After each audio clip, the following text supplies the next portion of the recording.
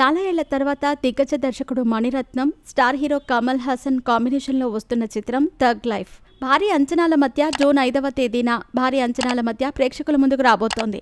విడుదలకు ఇంకా సమయం ఉండటంతో ఇప్పటి నుంచే సినిమాపై అంచనాలు పెంచే ప్రయత్నం చేస్తున్నారు మేకర్స్.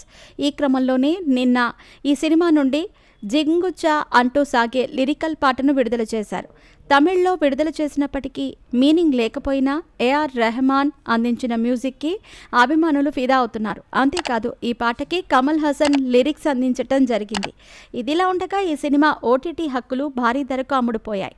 ముఖ్యంగా ఈ సినిమా థియేట్రికల్ రిలీజ్కి ముందే ఓటీటీ ప్లాట్ఫామ్ ఫిక్స్ అయిపోయింది.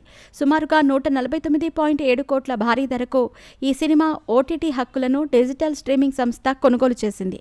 ఇకపోతే ఈ సినిమా డిజిటల్ స్ట్రీమింగ్ హక్కులను కొనుగోలు చేసిన ప్లాట్ఫామ్ విషయానికి వస్తే దిగ్గజ ప్లాట్ఫామ్గా గుర్తింపు తెచ్చుకున్న నెట్ఫ్లిక్స్ ఈ సినిమా హక్కులను భారీ ధరకు సొంతం చేసుకుంది.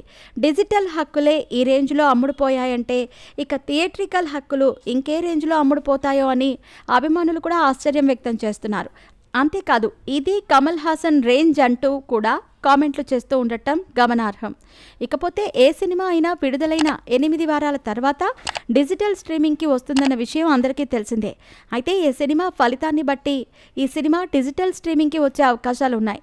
దీన్ని బట్టి చూసుకుంటే సెప్టెంబర్ ఆఖరున అంటే దసరా సందర్భంగా ఈ సినిమా ఓటీటీ స్ట్రీమింగ్కి వచ్చే అవకాశాలున్నట్టు సమాచారం. ఇకపోతే ఈ సినిమాను తమిళనాడులో రెడ్ జైన్ మూవీస్, ఓవర్సీస్లో హోమ్ స్క్రీన్ ఎంటర్టైన్మెంట్స్తో పాటు ఏపీలో ఇంటర్నేషనల్ మూవీస్ సంయుక్తంగా రిలీజ్ చేస్తున్నాయి. ఇక నార్త్ ఇండియాలో పెను మధురన్ సినీ ఎంటర్టైన్మెంట్, తెలుగులో శ్రేష్ఠ మూవీస్ వారు విడుదల చేస్తున్నారు. అటు కర్ణాటకలో 5 స్టార్ సెంథిల్ భారీ ఎత్తున విడుదల చేస్తోంది. ఇందులో త్రిష, షింబు కీలక పాత్రలు పోషిస్తున్నారు. జస్ట్ గో ప్రొడక్షన్స్ సహకారంతో థగ్ లైఫ్ ఫెస్టివల్ని కూడా చిత్ర బృందం ప్రకటించింది. మే 23వ తేదీన శుక్రవారం రోజు ఆస్ట్రేలియాలోని డిస్నీలో ఈ ఈవెంట్ జరగనుంది అని సమాచారం. ఇకపోతే ఈ మ్యూజికల్ ఈవెంట్లో ఏఆర్ రెహమాన్ కూడా ప్రదర్శన ఇవ్వనున్నారు.